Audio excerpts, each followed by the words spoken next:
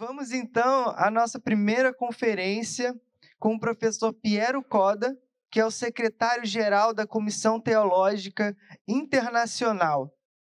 Ele está conectado ao Zoom e vai comparecer aqui pela via virtual.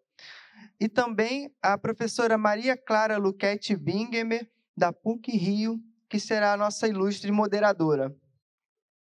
O tema da conferência, que será feita em espanhol, é La Laudato Si por una ontología trinitaria de la creación. Bom dia a todos e todas, de novo. É uma grande alegria e uma honra para mim introduzir e apresentar o professor, doutor, padre Piero Coda. Doutor em filosofia e em teologia, foi professor ordinário titular de ontologia trinitária no Instituto Universitário Sofia, de Lopiano, em Firenze, do qual, primeiramente, foi reitor, de 2008 a 2020, e antes, professor titular de Teologia Trinitária, junto à Pontifícia Universidade Lateranense de Roma. É secretário-geral da Comissão Teológica Internacional, consultor do Dicastério da Doutrina da Fé, do Dicastério para a Promoção da Unidade dos Cristãos e da Secretaria-Geral do Sínodo dos Bispos. É membro da Comissão Mista para o Diálogo Teológico entre a Igreja Católica e a Igreja Ortodoxa, da Pontifícia Academia de Teologia e da Associação Teológica Italiana, da qual foi presidente de 2003 a 2011. É diretor da Escola ABA, laboratório de estudo fundado por Chiara Lubich, a fundadora do movimento Focolar, e coordenador do Dicionário Dinâmico de Ontologia Trinitária. Está comprometido em nível internacional no diálogo entre a teologia, a filosofia e a ciência, entre as culturas e entre as religiões. Entre suas publicações, muitas das quais traduzidas em diversas línguas, conta com Evento Pasquale, Trinità e Storia, Il Negativo e la Trinità, Il Logos e il Nulla, Dalla Trinità, Contemplare e condividere la luce di Dio, la missione della teologia in Tommaso d'Aquino, il Concilio della Misericordia sui sentieri del Vaticano II, Manifesto per una riforma del pensare, Chiesa sinodale nell'oggi della storia, con Fenaroli, ha collaborato per l'edizione, e Ripartire da Nicea, per leggere la fede dentro nuovi orizzonti, esse último de 2025. Com o Piero Coda, com o Monsenhor Piero Coda, eu tenho a alegria de participar de um grupo de pesquisa chamado Antropologia Trinitária, que reúne teólogos latino-americanos e europeus, se reúne anualmente em diversas cidades da América Latina e já publicou 6 livros que estão editados pela editora do Celan. Portanto, o que Monsenhor Piero Coda vai nos repartir, vai nos partilhar hoje, na sua reflexão sobre ontologia trinitária e a Laudato Si, vai ser realmente uma contribuição preciosa. Vamos ouvi-lo com toda atenção. Piero, é com você agora. Saludos distinguidos al profesor Anderson Pedroso, rector de la PUC-Rio, al profesor Juan de Circo González, director del Departamento de Teología de la misma, a los organizadores de este simposio, a los colegas, a los estudiantes, a todos los participantes. Es un honor y una alegría para mí poder estar hoy con ustedes aunque solo sea online, para este importante evento de diálogo y estudio sobre el misterio gozoso y la tarea desafiadora que el Papa Francisco hace 10 años sabia y proféticamente nos invitó a poder interpretar, asumir y transfigurar. La Unión Soviética había desplegado una materia defensiva de misiles nucleares en la isla de Cuba como represalia a la amenaza de intervención militar estadounidense tras la llegada de Cuba. La batería fue descubierta por un avión lógico U-2 en un vuelo de reconocimiento sobre el territorio cubano. La tensión entre Nikita Khrushchev, secretario general del Partido Comunista de la Unión Soviética, y John F. Kennedy, presidente de los Estados Unidos, alcanzó un punto álgido. La catástrofe de la guerra nuclear estuvo cerca y se incorporó. Fue en ese dramático contexto que el Papa San Juan XXIII publicó su última y más conocida encíclica, que realmente hizo época, Pacem in Terris. Acababa de comenzar el Concilio Vaticano II, quizá el acontecimiento más decisivo y prometedor del siglo XX, para la Iglesia, ¿cierto? Pero no solo. Gracias a él, el mundo fue invitado con la fuerza del Evangelio a reconfigurarse como spazio de fraternidad, escribió la Gaudium et Spes. Pues bien, el Armagosino, más de 60 años después, el Papa Francisco establece un estremecedor para vivir, y es precisamente mirando a esta situación límite en la historia de la humanidad que el Papa Francisco nos exhorta con urgencia y patetismo a entrar en diálogo con todos acerca de nuestra casa común. Los tonos de la encíclica son vibrantes y, en algunos casos, en verdadero y profundo sentido bíblico, casi apocalípticos. Como el efecto dicta el estado de cosas de hoy, leído a la luz del mensaje dirigido por su Señor a la Iglesia en el libro del Apocalipsis. El hecho es que vivimos hoy un cambio de época, constata Papa Francisco.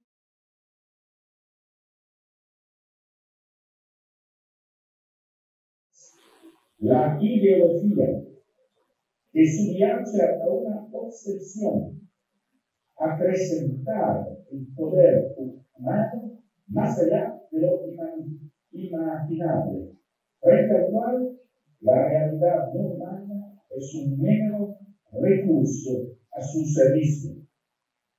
Todo lo que existe, dice el Papa Francisco, deja de ser un don que se permite, se valora y se cuida y se convierte en un esclavo, en víctima de cualquier capricho de la mente humana y sus capacidades. Nunca, subraya Francisco, hemos maltratado y lastimado nuestra vida común como en los últimos 2 siglos, hasta el punto de que hoy, a las próximas generaciones, podríamos dejarles demasiados escombros, desiertos y suciedad. ¿Y ello por qué? Por aquí el conciso, pero lúcido y pertinente diagnóstico que propone el inmenso crecimiento tecnológico no estuvo acompañado de un desarrollo del ser humano en responsabilidad, valores, conciencia. El ser humano, escribe Papa Francisco, está desnudo y expuesto frente a su propio poder, que sigue creciendo sin tener los elementos para controlar. Puede disponer de mecanismos superficiales, pero podemos sostener, dice Francisco, que le falta una ética sólida, una cultura y una espiritualidad que realmente lo libre y lo contenga en una lúcida armonización. Además, subraya Francisco en la Laudato Deum, durante los últimos años hemos podido confirmar este diagnóstico de la Laudato Si, al mismo tiempo que hemos asistido a un nuevo avance de dicho paradigma. La inteligencia artificial y las últimas novedades tecnológicas parten de la idea de un ser humano sin límite, cuyas capacidades y posibilidades podrían ser ampliadas hasta el infinito gracias a la tecnología. Es muy significativo, me parece, que el Papa León XIV, en su primera homilía en la Santa Misa, con los cardinales en la Capilla Sixtina, después de afirmar su plena adhesión al camino trazado por el Vaticano II, y dice, magistralmente actualizado por el Papa Francisco, Papa León ha expresado su elección de tomar este nombre. León. En primer lugar, porque, dice el Papa León XIII, con la histórica encíclica Rerum Novarum, afrontó la cuestión social en el contexto de la primera gran revolución industrial. Y hoy, la Iglesia ofrece a todo su patrimonio de doctrina social para responder a otra revolución industrial y a los desarrollos de la inteligencia artificial que comportan nuevos desafíos en la defensa de la dignidad humana, de la justicia y del trabajo. En esta longitud de onda, a lo que pronto se verá también en el magisterio del Papa Francisco la Apocalipsis, la encíclica Laudato Si suena como un grito de alarma que se hace técnicamente eco de los gritos de los pobres y de tierra.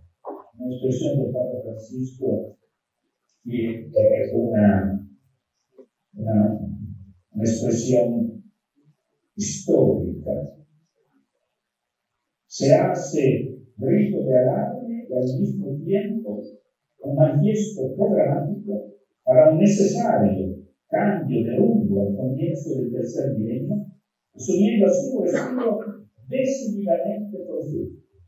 La Laudato Si es una encíclica verdaderamente profética, porque es lo específico de la profecía hacer abrir bien los ojos a la realidad, a los riesgos irreversibles que hay que superar y a las oportunidades ineludibles de conversión que hay que aprovechar y favorecer a la escucha del soplo del Espíritu Santo.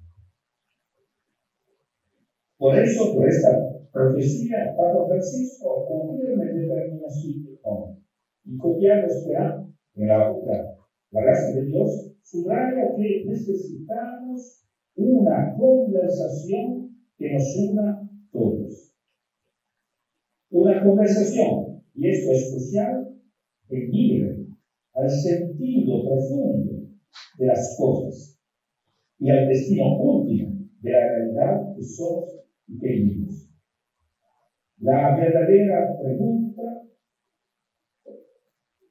hoy, como siempre, ¿cierto? Pero hoy,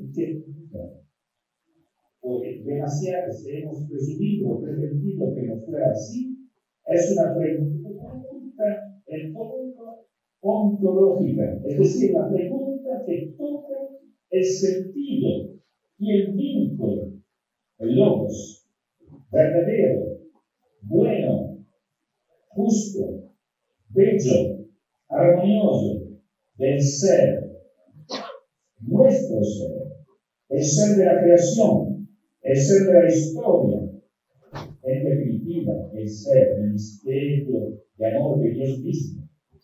Y de todos nosotros, los humanos y todas las otras criaturas que pueblan el universo por y en Dios. Por eso, la Laudato Si toma como punto de partida, hemos escuchado, el mensaje y el testimonio de San Francisco de Asís. Fraternidad, paz, pobreza, a la luz en italiano antiguo, del Altissimo, Omnipotente, Bon Signore. Estas son las palabras de luz y amor que describen la inspiración recogida a la luz del Evangelio por Francisco de Asís, que entonó el cántico de las criaturas alabando a Dios en nombre de todos dice, Sora nostra Matre Terra, la quale sustenta e governa e produce diversi frutti con coloriti flori e terba. No se trata solo de delicada y hermosa figuración poética. Se trata de la apertura del corazón y de la mente a la contemplación asombrada, agradecida, responsable de la extraordinaria gramática y sintaxis en la que está escrito y ha de leerse el libro de la creación, interpretando juntos, en sinfonía, la partitura de un canto universal y cósmico de acción de gracias, de alabanza, de amor, de justicia, de vida nueva, que abraza a todos sin exclusión. Para ilustrar esta discreta, pero como ninguna otra, clarificadora y regeneradora luz, proyectada sobre el significado del ser, de la realidad, Papa Francisco recurre no solo a las páginas de la Biblia y a las enseñanzas de Jesús, sino a la sabiduría de los pueblos y de las religiones, y a las intuiciones y buenas prácticas del mundo de ayer y de hoy, donde quiera que hayan germinado. Y tras esbozar a grandes rasgos una fenomenología de la crisis ambiental, con la ayuda de los datos aportados por la flor innata de los expertos en la materia, y estigmatizar así las causas económicas, sociales y políticas del desastre anunciado, Papa Francisco, remitiéndose al magisterio de su hermano oriental, el patriarca ecuménico Bartolomé de Constantinopla, dirige su atención, dice, a las raíces éticas y espirituales de los problemas ambientales, que nos invitan a encontrar soluciones no solo en la técnica, sino en un cambio del ser humano, porque de otro modo afrontaríamos solos los síntomas. No basta fe, en facto, con un diagnóstico técnico de los problemas y males, ni con una estrategia técnicamente pertinente y practicable para su solución. Son cosas necesarias, ciertamente. Que hace falta es una terapia antropológica y social que vaya al fondo de la cuestión. De lo contrario, todo se queda, en el mejor de los casos, en buenas intenciones y proyectos trazados sobre el papel, pero que no encuentran el camino y la energía indispensable para llevarse a la práctica. Este, me parece, es el primer y fundamental valor de esta carta a la humanidad, a toda la humanidad, escrita con pasión y parecía por el Papa Francisco. Llamar a los problemas por su nombre y señalar la energía interior y el camino concreto de la regeneración de los corazones y de las mentes. Nadie hasta ahora había tenido el coraje, la lucidez y la fuerza de semejante denuncia y propuesta ante la audiencia del mundo entero. Lo que está ocurriendo nos pone, dice Francisco, ante la urgencia de avanzar en una valiente revolución cultural. ¿Por qué está pendiente el desarrollo de una nueva síntesis que supere las falsas dialécticas de los últimos siglos? Esta referencia a la revolución cultural es crucial. No en vano será retomada por Papa Francisco en la Constitución Apostólica Veritatis Gaudium sobre la reforma de los estudios teológicos. No se trata de hacer simples ajustes, sino de cambiar el paradigma de interpretación performativa del sentido del ser, de la realidad que somos y que vivimos.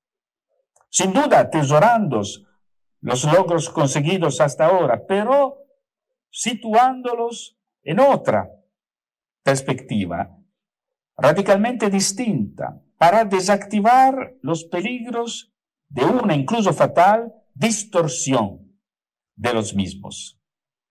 El problema, subraya Francisco, es que no disponemos todavía de la cultura necesaria para enfrentar esta crisis y hace falta construir liderazgos que marquen caminos.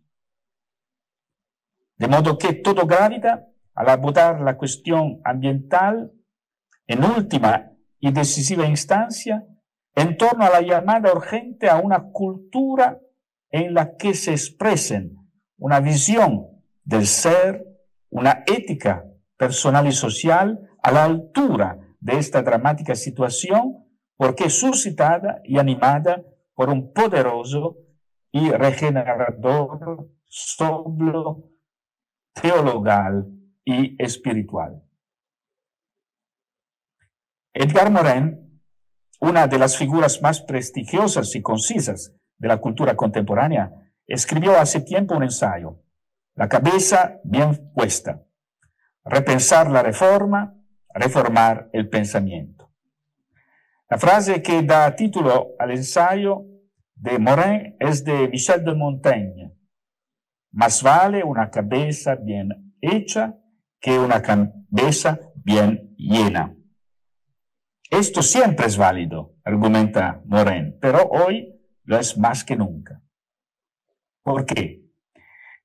Porque la vida cultural y social que vivimos experimenta, por un lado, una distancia cada vez más amplia y profunda entre los saberes, que corren el riesgo de quedar desarticulados, fraccionados, subdivididos en disciplinas y en esferas o segmentos de la vida y las prácticas de la existencia individual y social. Y por otro lado, experimenta una distancia cada vez más amplia entre la realidad que vivimos y los problemas cada vez más graves y urgentes, multidisciplinares, transversales, multidimensionales, transnacionales y globales que desafían nuestra responsabilidad compartida. El reto de nuestra época, la globalidad, es al mismo tiempo el reto de la complejidad. Hay complejidad cuando las diferentes dimensiones que componen un todo son inseparables. La económica, la política, la social, la psicológica, la filosófica y, por lo último, que es en verdad lo primero, la religiosa. Y cuando existe un tejido interdependiente, interactivo e interretroactivo entre las partes y el todo, y entre el todo y las partes. Hoy, en cambio, tenemos que constatar que el saber que debería ofrecer las claves para afrontar los retos que estamos llamados a asumir juntos es cada vez más esotéricos, accesible solo a los especialistas. Anónimo, es decir, cuantitativo y formalizado. Reducido a su dimensión instrumental y calculadora. Fragmentado y decepcionante. Es tan disperso que no nos permita alcanzar la perspectiva, la síntesis, la luz y la decisión para el discernimiento crítico y práctico. Y muchas veces es al mismo tiempo injusto, excluyente, descartante. Esto representa, lo tocamos con nuestras propias manos, un gravísimo peligro para la democracia y para el desarrollo justo y solidario de la humanidad y del planeta. Pensar, o mejor, repensar el pensamiento, escribe Morin, se ha convertido hoy en el capital más preciado para el individuo y para la sociedad, hasta el punto de que, lo subrayó el Papa Francisco el pasado mes de diciembre, dirigiéndose a los participantes en el Congreso Mundial sobre el futuro de la teología, repensar el pensamiento se convierte hoy en el compromiso prioritario que interpela la inteligencia de la fe. Pero ¿qué significa y qué implica repensar el pensamiento en la luz del Evangelio? Puede intuirse tratando de responder a la pregunta formulada por el poeta Thomas Steers Eliot. Él dice, ¿dónde está el conocimiento que perdemos en la información?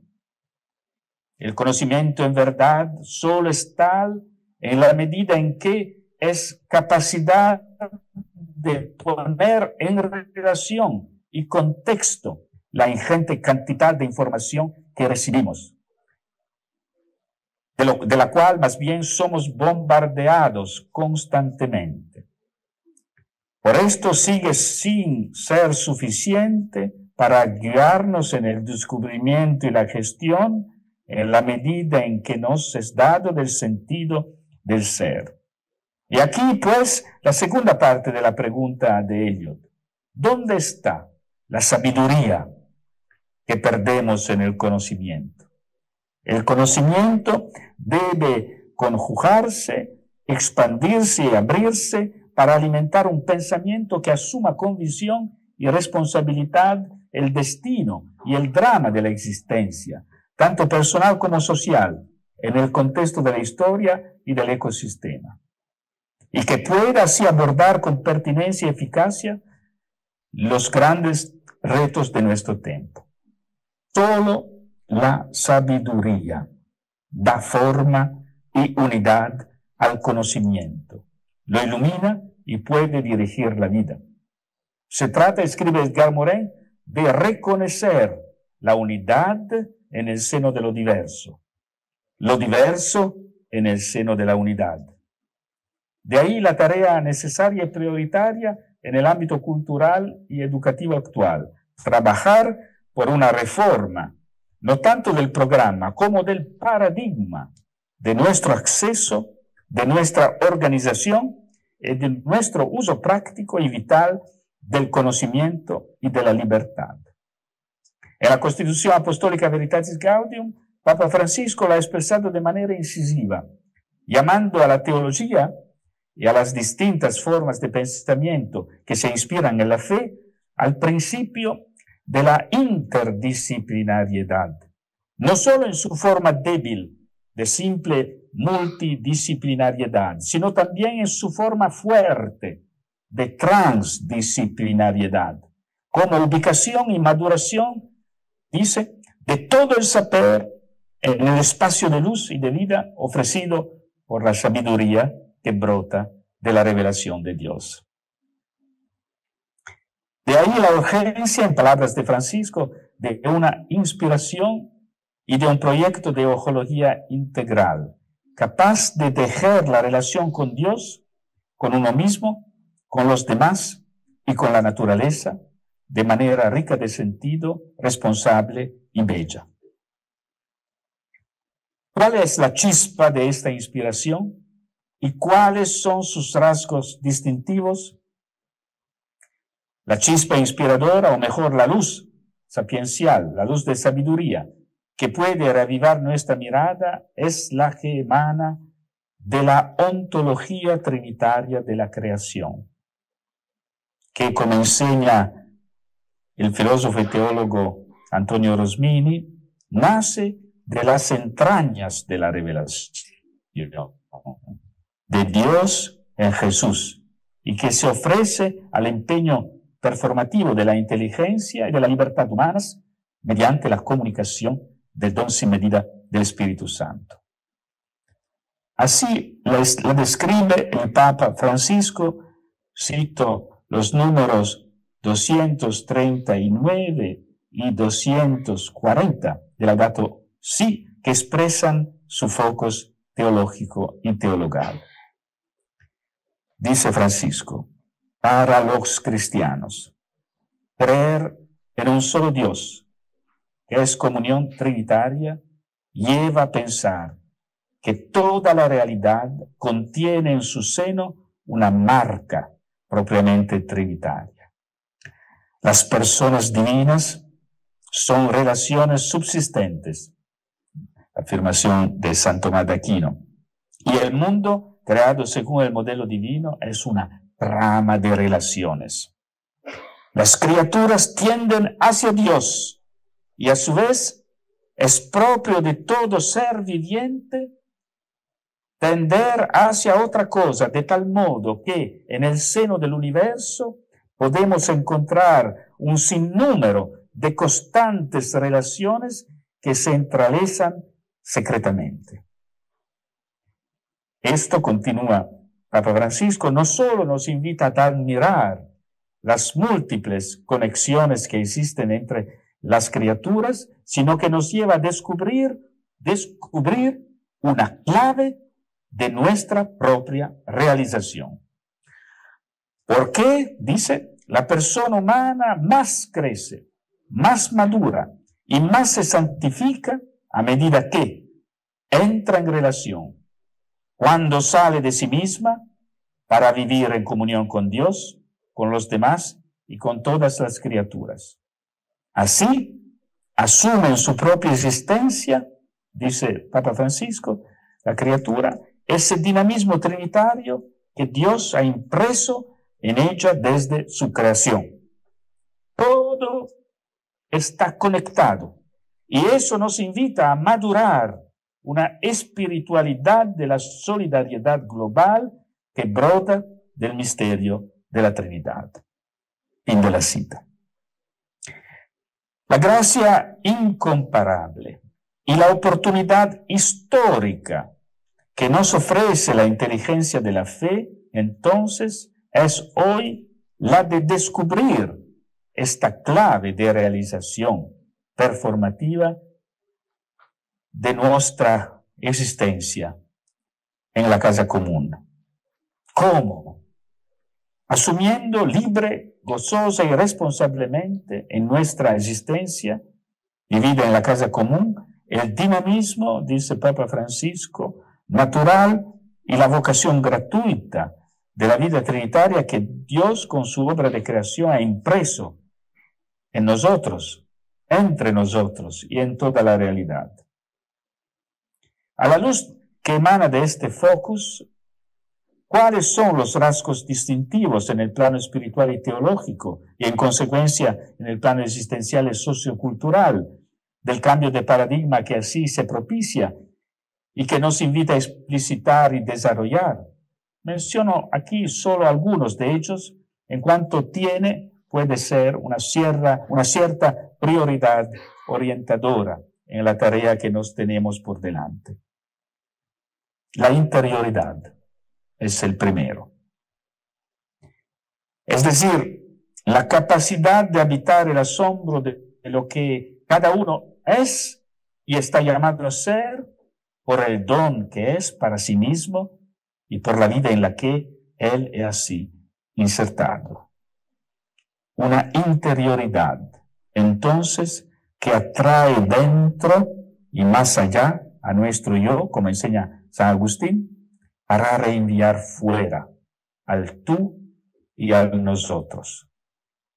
De hecho, la relación con Dios, relación de gratuidad, de gratitud, de libertad y misericordia, de reciprocidad en el dono compartido, la relación con Dios a la que uno se abre y que experimenta en ese dentro de sí, que es un más allá de sí, ha de hacerse real y concreta en la relación con el otro, en la familia humana y en la casa común. Si la interioridad fuera solo un estar encerrado en sí mismo, sería una huida del mundo y por tanto de uno mismo y de los demás. No, el Verbo de Dios se hizo hombre, hasta el abismo del grito del porqué en la cruz. El camino de una ecología integral es el camino de una interioridad abierta,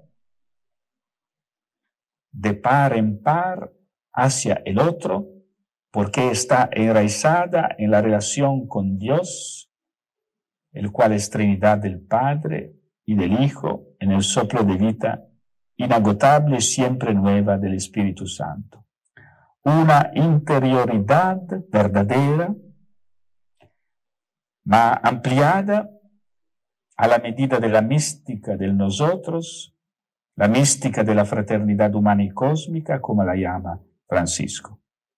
La vía del otro es la expresión, la prueba y la verificación, en una palabra, el caso serio de la verdadera interioridad en la luz del Evangelio de Jesús.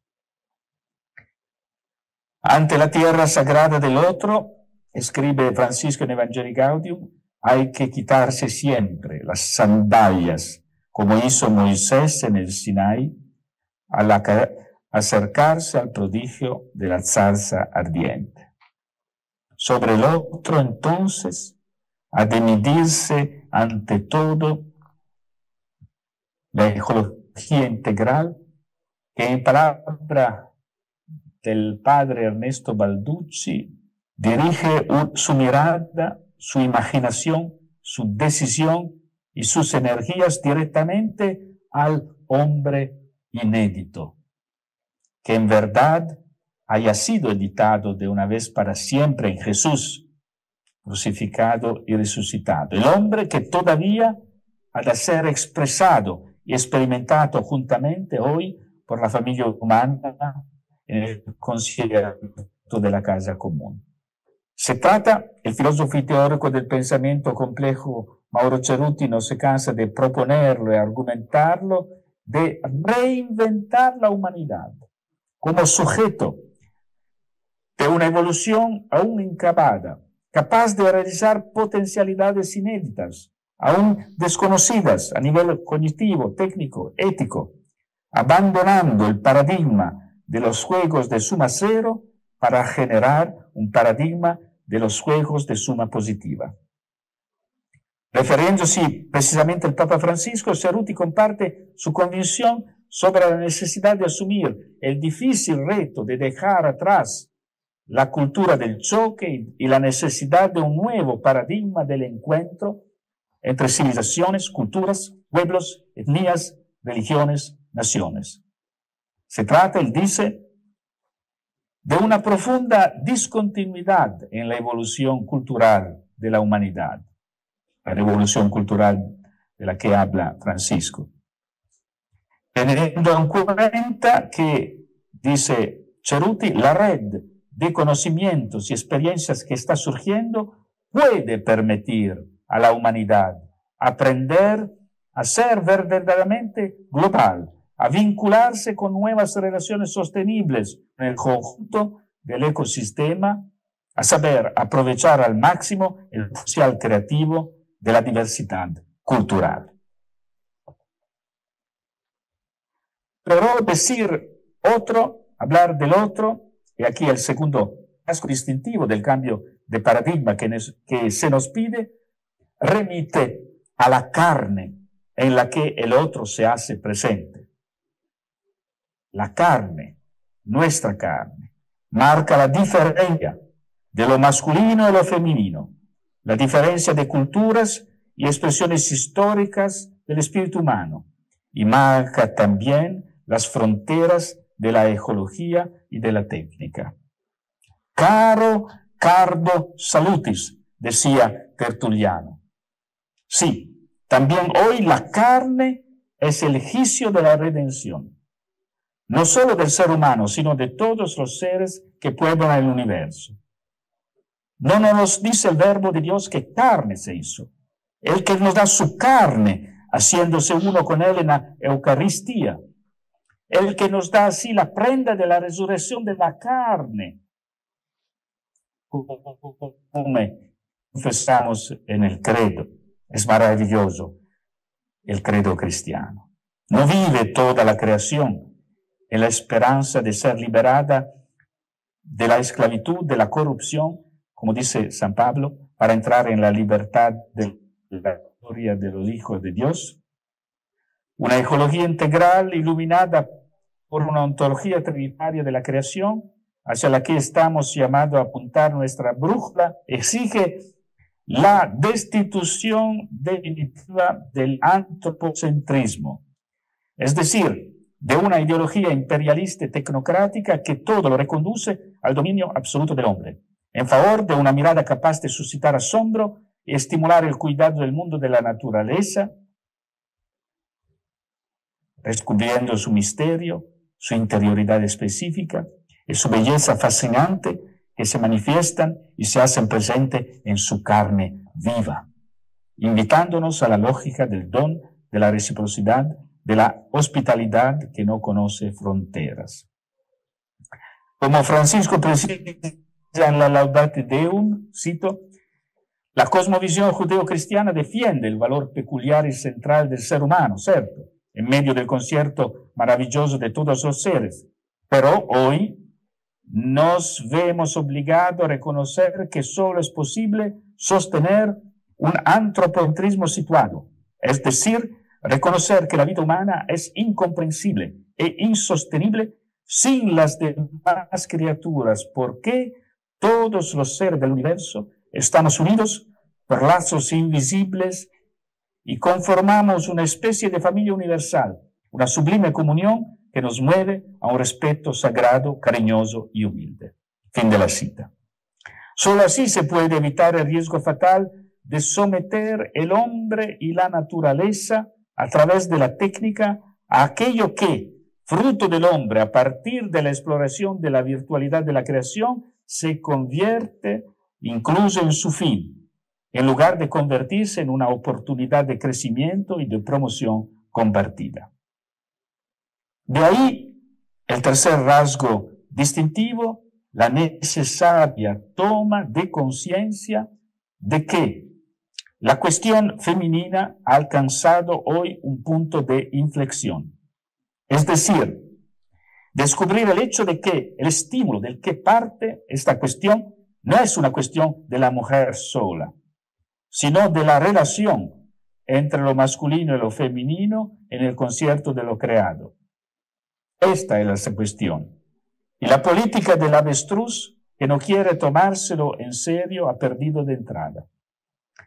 Lo que está en juego es la destitución no solo del antropocentrismo, sino de un humanismo androcéntrico, es decir, unilateralmente moldeado sobre y por lo masculino, en favor de un humanismo de la diferencia, de la reciprocidad asimétrica de lo masculino y lo femenino. Asimétrica porque, siendo uno como expresión de lo humano, lo masculino y lo femenino son distintos y cada uno rico en valor y significados específicos. La comunión entre ellos no significa eliminar las diferencias, sino comprenderlas como reciprocidad de los distintos, que así reconocidos llegan a ser en la libre relación entre ellos lo que son, iguales en su diversidad, diferentes en su igualdad, gracias al don mutuo de lo que cada uno es. Hasta ahora no se ha permitido que la presencia dispersa y en ebullición de un enorme sumergido femenino se convierta en cultura, proyecto, sueño. Los hombres siguen estando de un lado y las mujeres del otro, en una figura de socialidad que sigue siendo de sello masculino y que incluso impacta muchas veces negativamente sobre nuestra experiencia de vida en la sociedad y en el mundo creado. Tomar conciencia de esta contradicción es lo que nos interpela hoy una ecología integral. Es comprender que estamos en el umbral de una verdadera ecología integral de lo humano, pero aún no lo hemos cruzado. ¿Qué han de ser el lenguaje, el pensamiento, el arte, la economía, la ciudad, la ciencia, la justicia, la paz, el desarrollo, la tecnología, una vez que crucemos el umbral? No lo sabremos hasta que lo crucemos, dispuestos a involucrarnos juntos en reciprocidad. Por último, la llamada a una ecología integral dice que en nuestro tiempo podemos y debemos leer una llamada ineludible ante las tragedias de las migraciones, la cultura del descarte, la intolerable negación del humano en la guerra, de la que somos testigos día tras día, a un nuevo camino para toda la familia humana.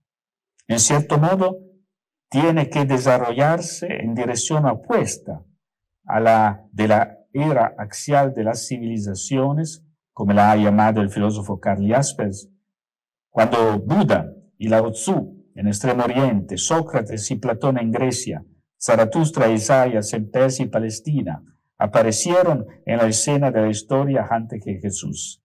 Entonces, la dirección del camino había sido centrífuga, en el sentido de que pretendía definir la identidad de las distintas civilizaciones orientadas por los faros de luz encendidos por esos hombres visitados por el soplo del Espíritu, distinguiéndolas y distanciándolas una de otras hasta la separación. Hoy, en cambio, la orientación está llamada a convertirse en centrípeta, es decir, a pasar de divergente a convergente, de opositiva a la cultura del encuentro, para favorecer el intercambio, la reciprocidad. Ya no basta ni siquiera con una alianza de civilizaciones por enfrentar la cuestión medioambiental. Debemos trabajar por una civilización de la alianza. Es una perspectiva luminosa y costosa, una perspectiva que exige clarividencia y perseverancia, amplitud de visión y compromiso diario. Lo que se nos pide es que nos despidamos de la hegemonía del modelo occidental de civilización, lo que no solo significa despedirse de una hegemonía que se ejerce en el plano de las estrategias políticas, militares, económicas, tecnocráticas, sino también en el plano de la cultura, del pensamiento, de la espiritualidad. La nueva frontera es la interculturalidad, la hospitalidad mutua y el intercambio de dones. No en el registro plano y a la fin improductivo y falso de la indiferencia y del relativismo, sino en el registro fuerte, verdadero y bello de la cultura del encuentro y del caminar juntos, el sínodo. El encuentro real y fecundo con el otro en particular no puede tolerar la indiferencia ante el rostro y la carne de los pobres, frágiles, descartados, privados de casa, de patria, de trabajo, de dignidad, de esperanza. Es fundamental, lo ha subrayado el Papa León XIV, encontrar y escuchar a los pobres, ya que, dice, son un tesoro para la Iglesia y para la humanidad. Son puntos de vista, aunque a menudo ignorados, son vitales si queremos ver el mundo a través de los ojos de Dios. Hemos de avivar con decisión las brasas que arden bajo las cenizas de nuestras conciencias de hombres y mujeres que en Jesús son verdaderamente hermanos y hermanas, bajo la mirada del único Padre y en el único concierto plural de la familia humana y cósmica, para que se encienda un fuego nuevo. ¿No expresó Jesús mismo su ardiente deseo de que así fuera? Fuego he venido a echar en la tierra, y como quisiera que hubiera ascenso. He aquí, término, bajo esta luz, los ejos portantes de la Laudato Si de Francisco, como lo decimos Francisco mismo, la íntima relación entre los pobres y la fragilidad del planeta, la convicción de que en el mundo todo está conectado, la crítica al nuevo paradigma a las formas de poder que derivan de la tecnología, la invitación a buscar otros modos de entender la economía y el progreso, el valor propio de cada criatura, el sentido humano de la ecología, la necesidad de debates sinceros y honestos, la grave responsabilidad de la política internacional y local, la cultura del descarte y la propuesta de un nuevo estilo de vida. Lo que infecta al hombre hasta destruirlo en su corazón, en sus relaciones y en sus proyectos, es hoy como siempre la idolatría, es decir, la proyección y la defensa del propio ego y de su propio particular en competencia y en detrimento de los demás. Es aquí donde acecha ambiguo y perverso el vacío del odio y de la enemistad. Solo con el amor que brota de Dios Trinidad, amor que es vivirse a sí mismo, viviendo al otro, en una reciprocidad reciprocadora y a todos abierta, puede germinar y crecer cada día la civilización nueva de la alianza. En definitiva, este es el legado que nos deja el Papa Francisco. Hoy emerge un gran desafío cultural, espiritual y educativo, que cierto supondrá largos procesos de regeneración.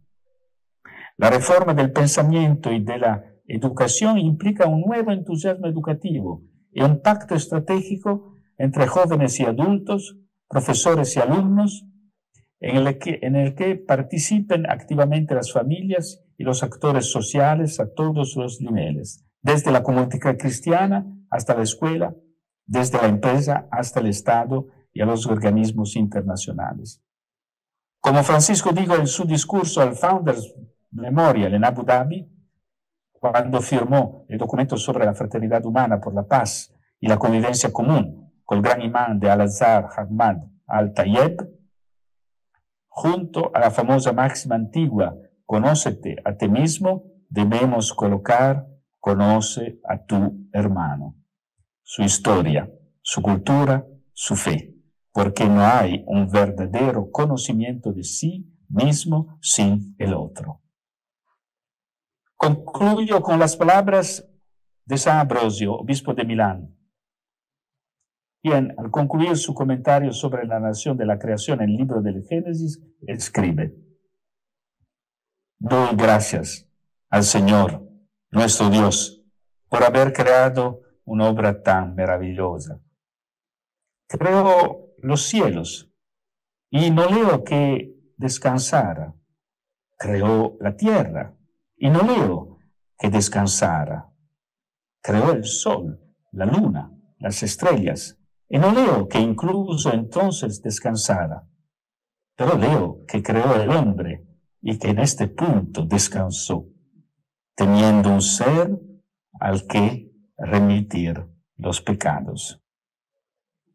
La última palabra no son nuestras limitaciones, nuestra fragilidad, nuestros pecados, sino el saber que una y otra vez podemos abrirnos para recibir el soplo de la misericordia de Dios, que nos perdona, nos sana, nos hace verdaderamente resucitar y caminar juntos en la novedad de la vida, en el jardín de la creación y en la esperanza cierta de nuevos cielos y nueva tierra en los cuales mora la justicia.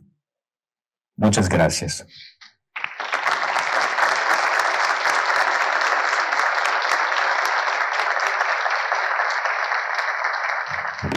Muchas gracias, Piero, por tu presentación y por hacernos ver la dimensión trinitaria de la ecología integral, que es el lente creyente por el cual debemos pensar ese cambio de paradigmas a que nos invita el Papa Francisco.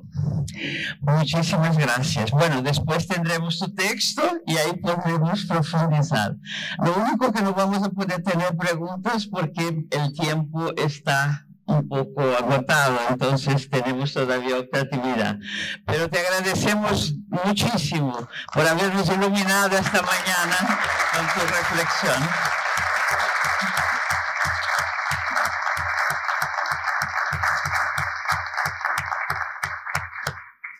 Muchas gracias a ti. No sé si quieres decir una palabrita final, ¿no? Muchas gracias, María Clara, muchas gracias a todos. Mi deseo sería de estar con ustedes una otra vez. Yo pienso que será posible. Yo soy muy contento de plegaria por ustedes, por estos días, por todos. Vos recordáteme en vuestras plegarias. Muchas gracias. Muchas gracias. En el Señor. Chao. Gracias. Gracias. Gracias, María Clara.